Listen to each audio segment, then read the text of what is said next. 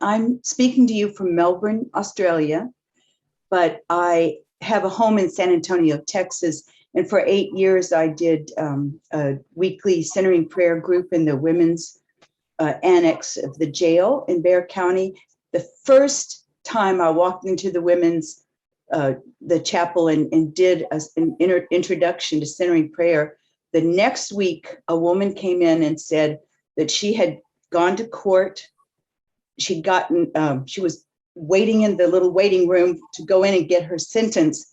And it was her practice, other times she'd been to court, to walk around the room and bang on the walls because she couldn't stand being enclosed. But because she'd been to our group, she thought, this little room with one chair, I could do centering. So she sat down and centered, and then she went in and they gave her 25 years. And her first thought, and she shared it with us, was, I can do it. You know, it wasn't just they threw the book at her and all that, but she said, I have a tool, I can do it. And I never heard from her again because she went off to prison. But I'm just saying, the next 8 years, no one else ever said anything quite like that, but it was pretty wonderful encouragement. And it's something that you could think about. It's a tool for people to do whatever happens. Thank you.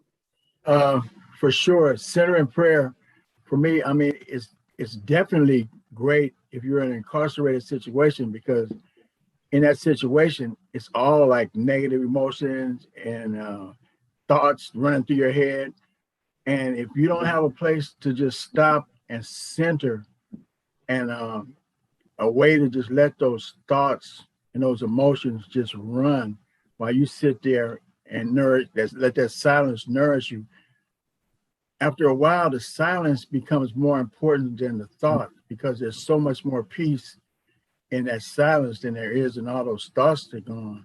And then you'll find after a time, it gives you enough power to whereas no matter what thoughts are going, just like Ket said, when he gets you can say, what kind of, you're able to look at a thought. Before, you were just driven, the thought would go and then the emotion would follow. And it's like a dog chasing his tail.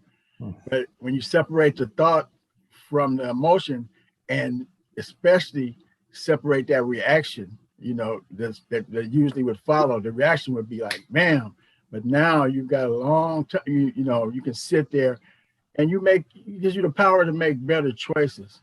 And I think for me, it's not just being in prison, but I think anywhere on earth that if you can use this practice to center and become less reactionary, I think a lot of problems that we're facing in this world today is because of the reactionary responses to things that's going on.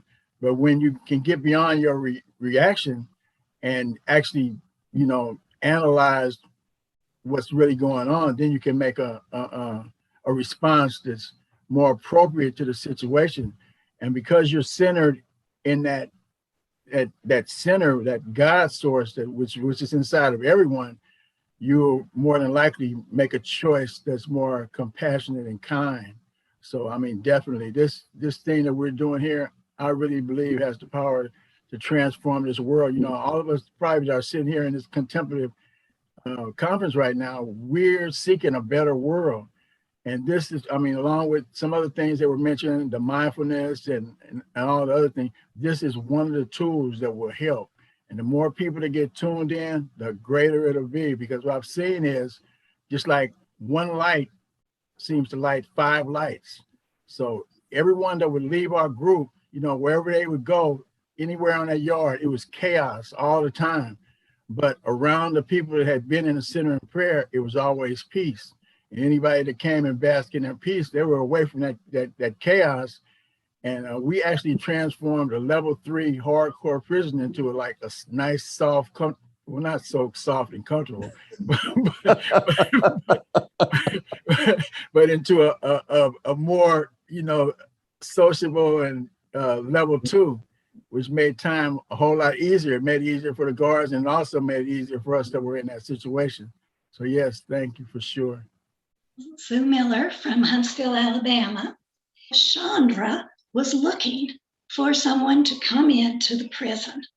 And she called me, did not know her, and asked me to come into her group of 25 men and teach the welcoming prayer. And I said yes.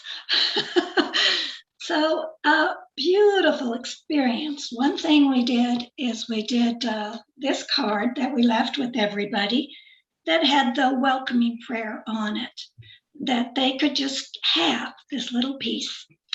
And I went back 3 months later just to, they were having a volunteer banquet, and I got to sit with the men again and asked how the prayer was going. And one of the men pulled out this card. He said, "This card has not left me since you gave it to us." He says, "I sleep with it." He said, "It's like it has led me into having the prison to be like my own monastery, that I can like step out, and every time I'm called to step out and be counted," he says, "that's when I do my prayer."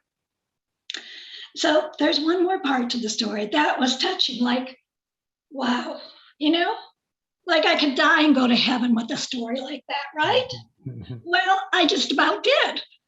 About, I guess it was maybe about 4 or 5 months after that, I went into the well checkup, and I ended up having open heart surgery 2 weeks later. And what kept me in my open heart surgery and for being in the hospital 3 weeks was one centering prayer, the other wing, you know what it is, consent on the go, the welcoming prayer. But what brought me mostly all the way through was, of course, doing breathing work, but remembering the men in the prisons. I thought, if they can do the welcoming prayer in prison and the centering prayer, I just found such a solidarity. And Chandra would keep in contact, and the men kept me in their prayers. And I have to say, that was so supportive to me during that time. So that's my short story. That's the short version.